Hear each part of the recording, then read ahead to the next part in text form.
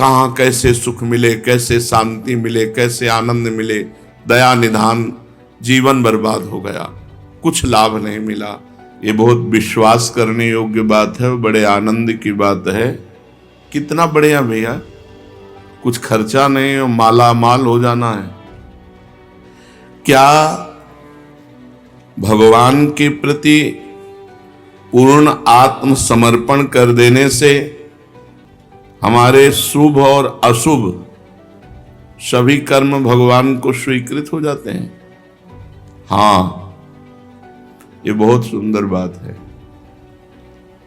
ये बहुत विश्वास करने योग्य बात है, बड़े आनंद की बात है कि जैसे हम एक मकान किसी के नाम में लिख देते हैं, पूरा का पूरा मकान जब हम अपना अधिकार हटा देते हैं और किसी को दे देते हैं, तो उस मकान में जो कूड़ा करकट, टूटा फूटा, जाल, छिपकली, जो कुछ सब उसी के नाम हो जाते हैं। अब उस मकान के सुधार और सफाई का भार उस पर नहीं रहा, उस पर रहा जिसको समर्पित कर दिया गया। ऐसे ही अपने जीवन को भगवान के चरणों में समर्पित कर दिया तो काम, क्रोध आदि गंदगी, नाना प्रकार के दोष, और बहुत टूटा फूटा मकान है, बड़ी गंदगी है इस मकान में, पर एक गुंजाइश है समर्पण करने की, और समर्पण करने का योग भी उन्होंने बनाया, तो अब हम समर्पण कर देते हैं। तो अब हमारी जिम्मेवारी नहीं रही कि हम इसका सुधार करें या इसमें सफाई करें। ये जिसके नाम है वही सुधार करेगा और वही सफाई करेगा। अर्थात उपासक को अब किसी अन्य भरोसा, आशा का आदर नहीं करना चाहिए कि हम किसी की खोज करें कि कोई हमें दिव्य बना दे।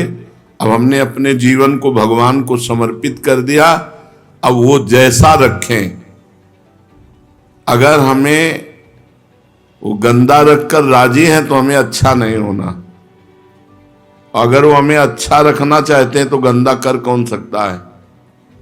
पूर्ण विश्वास कर ले कि हमारा सुधार भगवान स्वयं कर देंगे, हमें सतमार्ग में स्वयं भगवान दृढ़ कर देंगे, भगवान अपनी कृपा से हमें मिल जाएंगे, इसमें बिल्कुल संशय मत रखो। जो इस प्रकार पूर्ण समर्पण कर देता है तो उसके पाप भी भगवान स्वीकार कर लेते हैं।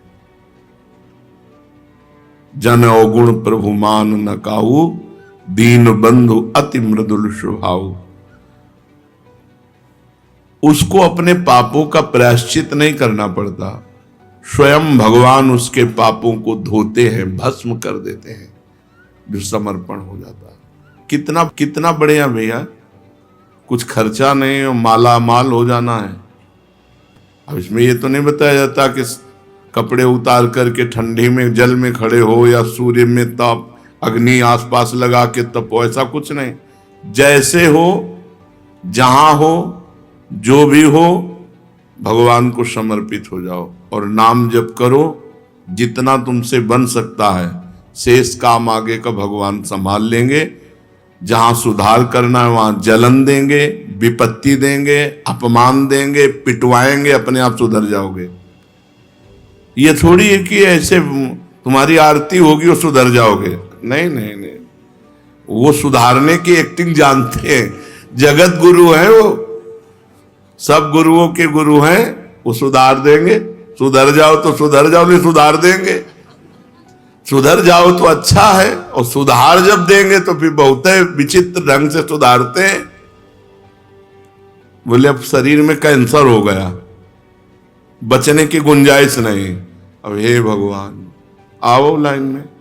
उनके लिए शरीर में कैंसर होना कोई बड़ी बात थोड़ी। शरीर एक कपड़ा है, जीव अविनाशी है, अविनाशी का कुछ होना नहीं, विनाशी को मरना है।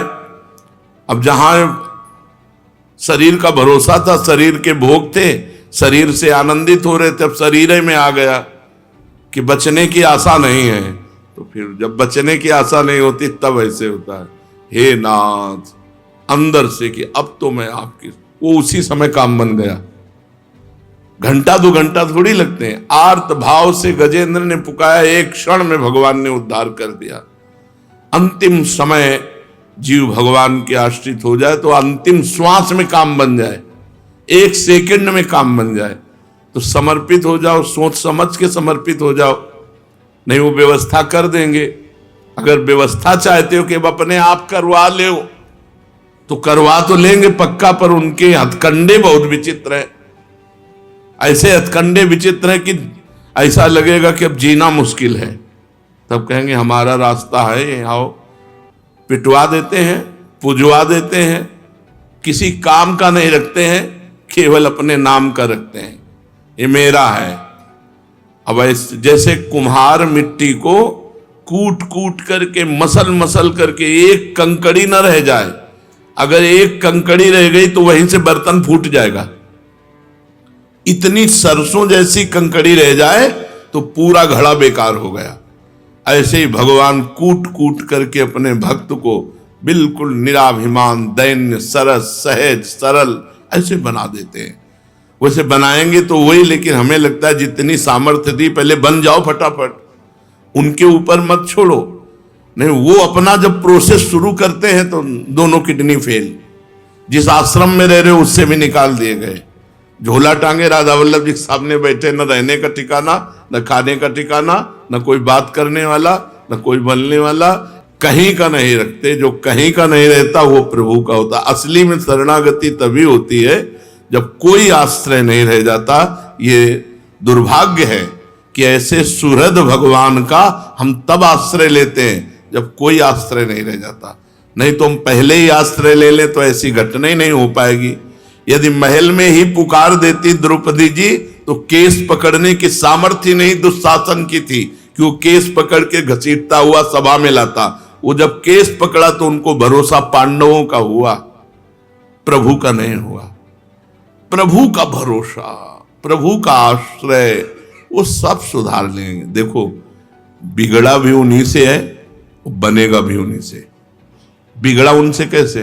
उन्हीं की तो माया शक्ति है, उन्हीं की माया शक्ति ने बिगाड़ा है और कृपा शक्ति बना देगी। दोनों हाथ उन्हीं के हैं, एक हाथ से उन्होंने बिगाड़ा है तो दूसरे से बना देंगे।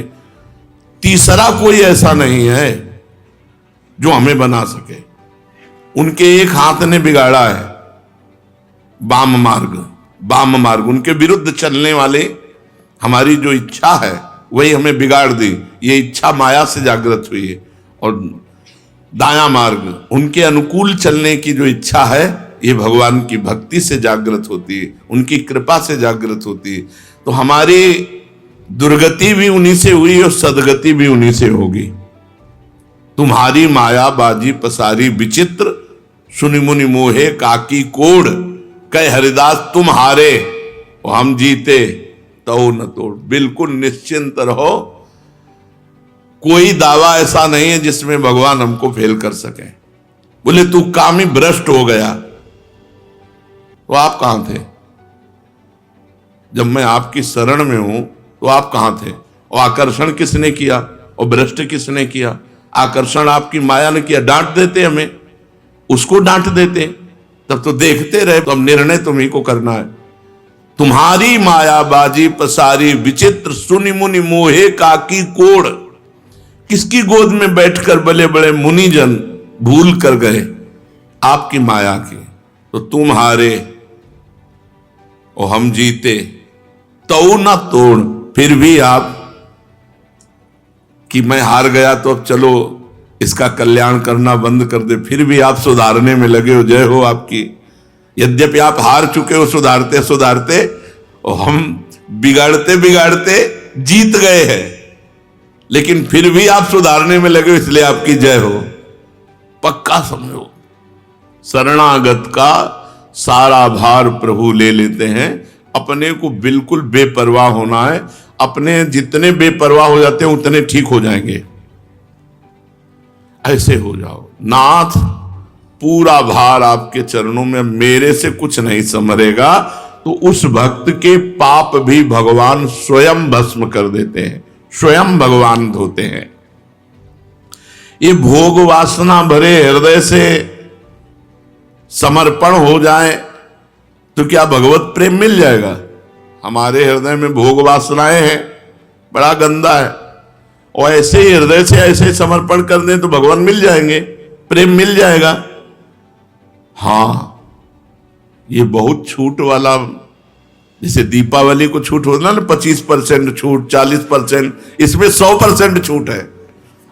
ये शरणागति का ऐसा मार्ग है 100% छूट वाला, इसमें 1% का कोई, पूरा का पूरा छूट है। कह रहे हैं हाँ, जैसे पतित हो, जैसे गंदे हो, जैसे हो वैसे ही भगवान की अपिचेत सुदुराचारो भजते माम अनन्य भाग साधुरेव समंतव्या सम्यक व्यवसिता ही सा। जिसने ईमानदारी से अपने आप को भगवान के चरणों में समर्पित कर दिया, उसकी आसक्ति, उसकी वासना, उसकी कामना स्वयं भगवान ले लेते हैं, स्वयं भगवान ले लेते हैं, अपने चरणों में आसक्ति करा देते हैं और भगवत सुख की वासना जागृत कर देते हैं और अपने मिलन की कामना जागृत कर देते हैं। आसक्ति अपने चरणों की, वासना भगवदानंद की, कामना भगवत मिलन की। ये शरणागति की आसक्ति, वासना, कामना, ये भगवान बदलते हैं। बोले हमारी तो नहीं बदले, चुप रहो, चिंता मत करो, कोई घाटे में थोड़ी हो, नहीं बदले तो घाटे में तो हो नहीं। शरणागत हो गए हो तो अब संशय मत करना कि मैं हुआ हूं कि नहीं हुआ हूं, ऐसा मत करना। मैं शरणागत हूं, हृदय से पक्का विश्वास, प्रभु का शरणागत हूं। बददेव गुरुदेव भगवान ने एक बार कहा, तुम चिंता क्यों करती हो, प्रिया प्रीतम का शरणागत है। ये सुनकर अपार सुख हुआ कि हम तो शरणागत जो हैं जैसे हैं, लेकिन मेरे गुरुदेव कहते हैं कि वो प्रिया प्रीतम का शरणागत है। अब हमें चिंता की बात नहीं, अब हमारी कोई चिंता की बात नहीं। हम तो कहते ही शरणागत है और गुरुदेव ने कह दिया वो प्रिया प्रीतम का शरणागत है, तुम्हें चिंता करने की बात नहीं। तो गुरुदेव ने मेरा सारा भार प्रिया प्रीतम को दे दिया। अब वो जिम्मेवारी देखें, हमारी थोड़ी जिम्मेवारी कोई है। तो हम अपनी शरणागति पर कभी प्रश्नवाचक चिन्ह न लगावें कि पता नहीं हमारी उस कोटि की शरणागति है कि नहीं, जिस कोटि में भगवान ऐसे कामना, वासना, आसक्ति का परिवर्तन कर देते हैं। कोटि वोटि हम नहीं जानते, हम जितने हैं जैसे हैं आपके हैं। हे प्रभु, जो कमी हो, जहां कमी हो, जैसे दूर करना हो आप कर लो, मैं आपकी शरण में हूं। शरणापन्न भक्त को कोई कर्म करना चाहिए, हां, वो अथक परिश्रम करता है, वो कायर थोड़ी होता है। शरणागत भक्त अथक परिश्रम करता है, रात दिन प्रभु की आज्ञा का पालन करने के लिए वो सेवा में तत्पर रहता है। वो कायर नहीं होता कि बैठा है पैर पे पैर चढ़ाए और तो प्रभु की शरण में, ऐसा नहीं है। जो दिनचर्या है, जो कार्य है, वो तत्परता पूर्वक करता है, पर वो कार्य करता नहीं है। वो देख रहा है भगवान यंत्रवत मेरे से करवा रहे हैं, उसका कोई फल, उसकी कोई कामना नहीं, कोई वासना नहीं। उसके कर्म भाव से होते हैं, प्रातः से लेकर शयन तक। उस पर इतनी भगवान की कृपा होती है कि स्वयं भगवान प्रतिपल उसके समीप रहते हैं, उसकी चिंता करते हुए। यह शरणागति का आनंद है, प्रतिपल भगवान समीप रहते हैं उसकी चिंता करते हुए। भगवान का हृदय उमड़ता रहता है उसके प्रति कि ये मेरा है, मेरे को समर्पित है। जीव मात्र में भगवान की प्रीति है, सब मम प्रिय सब मम उपजाए। पर भगवान संग का और कृपा का अनुभव उसे ही कराते हैं जो शरणागत है। सब पर भगवान की प्रीति है, सब मम प्रिय सब मम उपजाए। पर कहते हैं मामेव ये प्रपद्यन्ते, तो माया में ताम तरंते। माया से वही तर सकता है जो मेरी शरण में आ गया। मामेव ये प्रपद्यन्ते, भगवान कहते हैं मत चित्ता मत प्रसादात सर्व दुर्गाणि तरिष्यति। जिसने मेरे को चित्त दे दिया तो मेरी कृपा से वो समस्त दुर्गुणों से पार हो जाता है। कहते हैं कि भगवान के एक बार सन्मुख हो जाओ तो सारे पाप भस्म हो जाते हैं। तो ये एक बार सन्मुख होना क्या है? अपने को पापों से बचाकर, आसुरी भाव का आश्रय छोड़कर, माया के द्वारा अपहृत ज्ञान को सत्कर्म और उपासना में पुनः करना भाव, अंदर का भाव समझो। इसमें जो लिखा है वो तो अंदर का भाव समझो। हे भगवान, आज तक तो मैं भटकता रहा, अब मैं आज आपकी शरण। ये सन्मुखता हो रही है अंदर से। हे भगवान, आज तक भटकता रहा, कहां कैसे सुख मिले, कैसे शांति मिले, कैसे आनंद मिले।